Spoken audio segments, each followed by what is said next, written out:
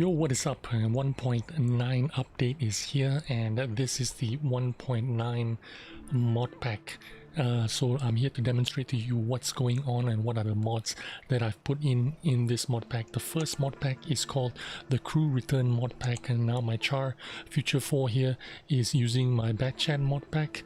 My Bad Chat crew. So what I need to do is, once this mod is on, you need to take the crew out either once in the training room or any kind of random battle, and the crew will remember that it belongs in this tank. Now to go back to my Bad Chat, all I need to do is just click back into my Bad Chat wherever it is, wherever my Bad Chat may be.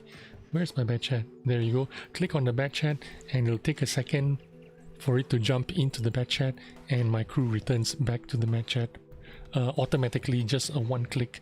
You know, you don't need to go down here and click on return crew to vehicle and stuff like that. And when you jump back into the char Future 4, because I've played it already in this tank, it will remember to jump into the char Future 4 or any other premium any other tank that you put this crew into anyway. Now the next mod on this mod pack is the removable equipment, return equipment mod. Now return equipment mod is for equipment that you can remove without penalty, like the binocular telescope, the camouflage net, and the toolbox. So one of the tanks that I use it on is on this tank, and if I can find my Hellcat, I think my Hellcat uses that too, Super Hellcat maybe. It also uses a binocular telescope. My Hellcat as well uses a binocular telescope, and it will follow the tanks that are using this equipment. As long as you mounted it on one time, every time you select the tank, you will have a binocular telescope. Now the only caveat here is, if you only have one binocular telescope, let's say I have only one binocular telescope, and I mount it on this Hellcat, I go into a game and I died, and after I died, I decide to play another game and I decide to play the Super Hellcat, which also has a binocular telescope. But because the Hellcat is still in game, the binocular telescope is locked into that game. And what happens is, I'm gonna jump into a new game with my Super Hellcat without the binocular telescope, because this binocular telescope is still in my Hellcat. Now in order to overcome that situation, the solution is to have two binocular telescopes, like I do here. I always have one in the depot and one applied onto whatever tank that I have. So in case my Hellcat was I died in game and it got locked and I jump into my Super Hellcat, I will always have one spare binocular telescope that is ready to go. So that's how you overcome that situation, in case you have using the two same tanks with the same equipment and one died. The next mod is Remember Camouflage. This Remember Camouflage works for any kind of standard camo that you pay for with gold, or any of the reward camouflage that is in your paid camouflage. There is a little bug here with the mod, and this happens sometimes.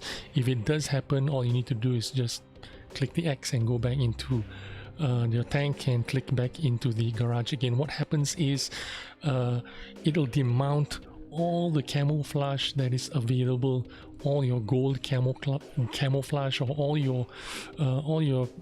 the free camouflage. Once you've mounted it onto the tank, you can technically you can have just one camouflage for one nation, and you can use it for all your tanks. And the same applies here. If you died and then use another tank that is using the same camouflage, then it's not going to be possible for it to mount into your new tank.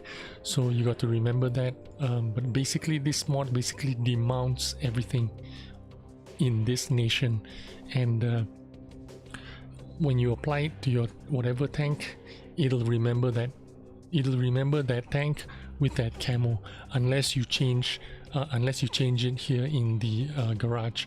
Also, this mod does not work for your Clan Wars camo. Reward camos that have the asterisks, reward camos, camouflage that have the asterisks are, once you apply it to one tank, you can't apply it to any other tank, so remember that. It only works for your paid camo or these camos that are reward camo, free camo. It works on these camos, but it does not work on Clan War reward camos, and it also does not work on preset camos. So if you're using preset camos on your tanks, example the anniversary, an example, if you use this anniversary camo on this tank and you use it on another tank, it will not remember that. It only works on custom styles, okay, not preset styles. Another thing you need to remember is this preset camo remember camo mod does not work when you are in frontline modes. If you are in frontline modes, I'd advise you to use preset camos, preset styles on your frontline tanks, okay? Because what happens is in frontline modes, when you select, when you go into battle, it basically readies up all your tier 8 tanks. It readies up all of them all at once. So what happens is, a lot of times you will go into a battle with your tier 8 tanks without any camo at all. So I advise you, if you are playing frontlines, it's better to ready up your frontline tanks with preset styles instead of custom styles. That way you won't run into the problem of going into battles with no camo at all.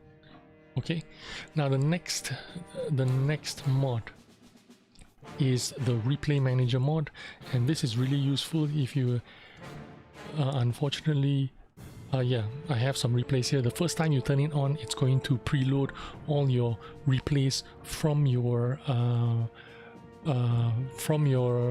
replay files in your Windows.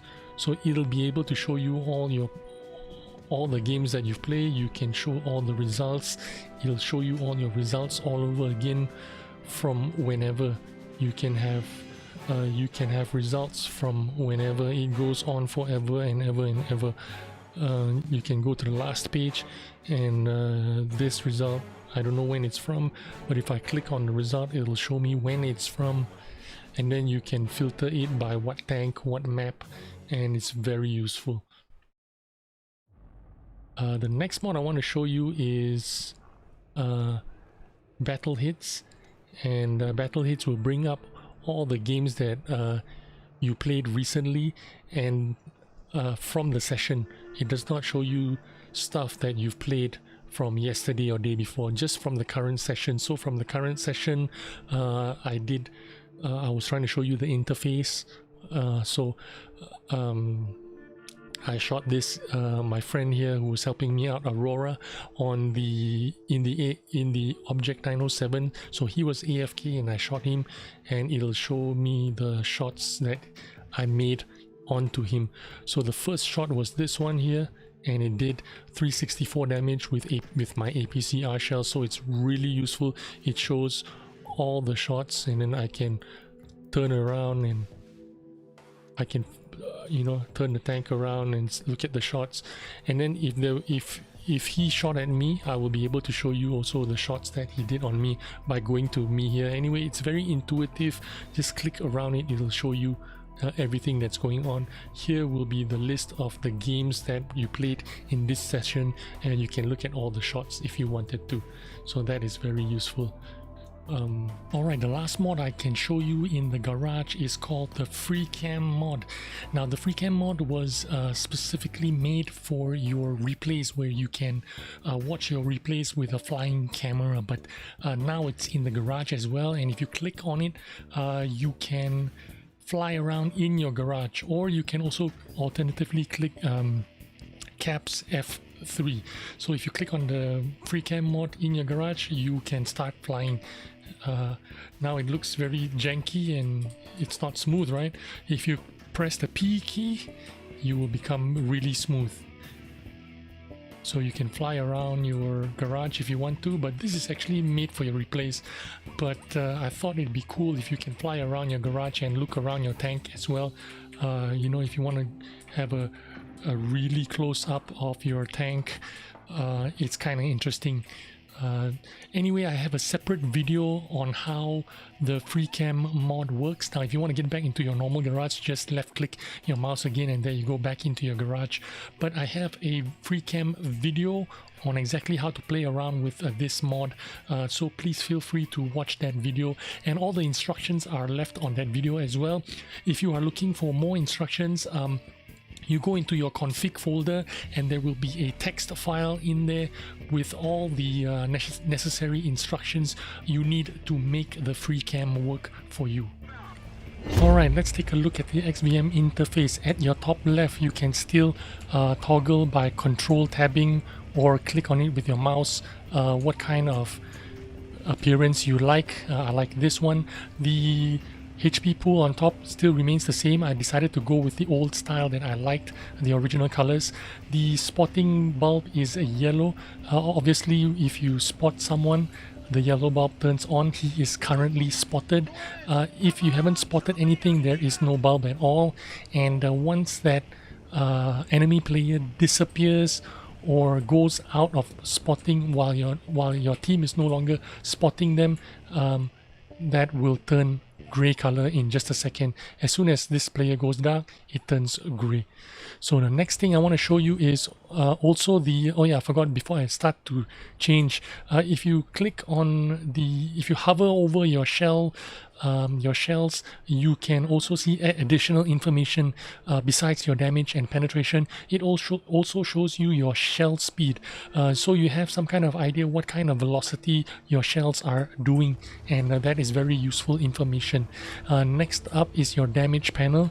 Damage panel is color coded, which means the more damage you do, the damage it coincides with the XVM expectations of the particular tank that you are driving. So if you're driving like I am now, a T-44-100, if you do 600 damage, it's still red. Red means it's below the average. I think it changes from red to orange to yellow to green and then to purple. Yellow means you are doing the server average, which means average people are doing 1400 damage here. That is why I'm yellow. And then if you do a little bit more damage, now this is slightly above average, 1700 damage for a T-44-100. It means you are slightly above average. Now this replaces the standard HP, or sorry, the standard damage panel that you see on your left here, which you access through your settings and your log. Normally it goes like this, and it shows you your damage, how much you block and how much you spot. Basically it shifts it to puts it on top here, and it's color coded. I like to keep it like this, but I like to remove everything except the total HP. So that's how I like to keep it. I maintain the total HP here and I keep the color coded ones on top here, and that's how it works. So a couple of new things here is the shell velocity information that you have here. So I have 1100 meters per second on my APCR shells.